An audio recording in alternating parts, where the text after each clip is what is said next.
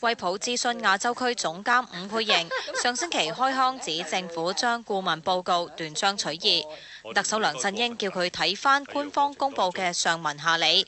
伍佩瑩睇晒政府6頁紙聲明，逐點反擊。一開始就話冇發牌上限㗎嘛，而我哋做嘅只係一個市場競爭環境影響嘅報告咯。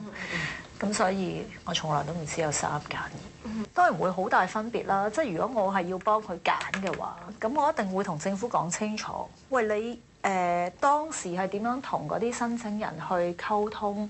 你要用咩評核方法？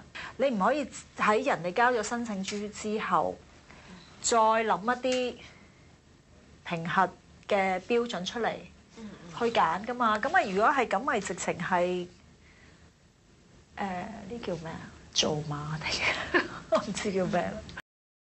佢又話，就算要比較，都一定要考慮埋王維基舊年4月賣咗電訊業務，套現50億，令到財力、節目投資同製作3大因素都有重大轉變。我2012年2月之後冇做其他報告。如果政府話呢一啲4大準則係咁重要嘅話，佢咪應該做一個更新嘅一個評核咧，先至對呢一個申請人公平。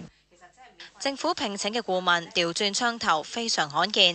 伍佩瑩話係因為見到官員搬出過時嘅顧問報告部分內容做理據，係好震驚嘅。我要公眾知道，唔係我哋嘅建議令到政府做一個咁嘅決定。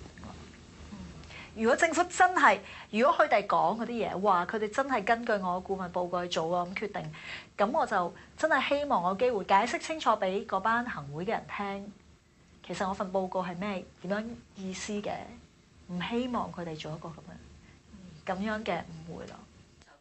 佢嘅主要客戶係電訊公司，間中接政府生意，但可能冇下次。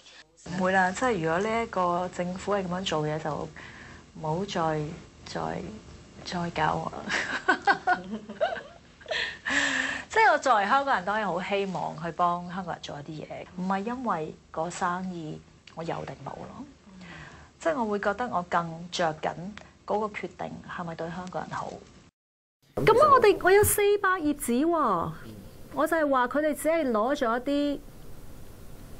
咗其中某一啲嘢出嚟講咯。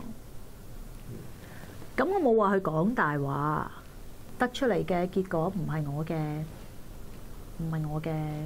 原意咯。就有關顧問公司呢位人士佢出嚟嘅講話呢，係政府係會認真咁跟進同埋處理嘅，認真咁跟進同埋處理嘅。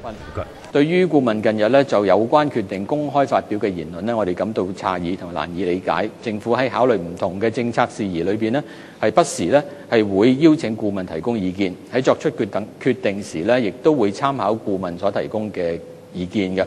一般嚟講咧，除非得到政府邀請，相關顧問咧係不應公開係參與佢哋所受聘研究事項或者相關嘅事宜嘅討論，更加咧不應咧係捲入相關嘅政治討論嘅，以免咧引起大眾質疑顧問嘅客觀同埋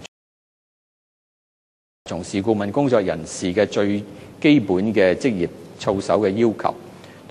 對於顧問今次咧不顧職業操守而捲入政治嘅討論呢，我哋對有關嘅做法表示非常之遺憾。顧問近日呢係就發牌一事所發表嘅言論呢，政府認為做法並不恰當，亦都與顧問嘅角色呢係有所衝突。我哋唔同意顧問所發表嘅個人意見，並且留意到呢顧問對政府發牌政策同埋程序呢存有唔少嘅誤解。政府希望呢該公司能夠尊重合為顧問應有嘅中立性。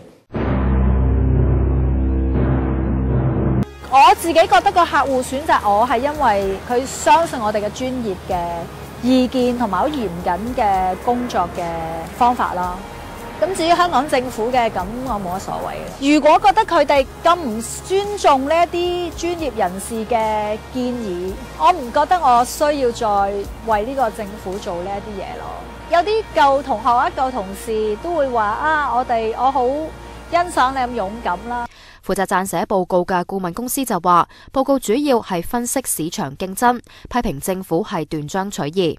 對整體香港嘅投資啦，對創意嘅釋放啦，即係呢啲嘢係高層次好多嘅。而家個重點就變成呢一間公司或者冇咗牌子呢一間香港電視，佢哋係咪會蝕本或者唔可以經營落去？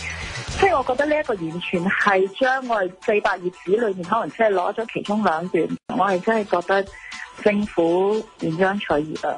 佢話顧問報告從來都未提及要3揀2，自己都係喺政府公布結果嘅時候先至知道。對香港整體，無論就係話嗰個觀眾、廣告客戶嘅選擇，就算對香港創意人才嘅提供嘅機會，全部都係好嘅。即係有乜可能我基於一個咁樣去話決定係要3揀2咧？好奇怪，行會有啲人一係就當我哋好蠢，即係佢哋真係好蠢，而我今日先睇到咯。正常嘅人聽到，真係以為我做咗呢一啲咁嘅建議咧，我會覺得對我同埋我公司有一個好大嘅侮辱嚟嘅。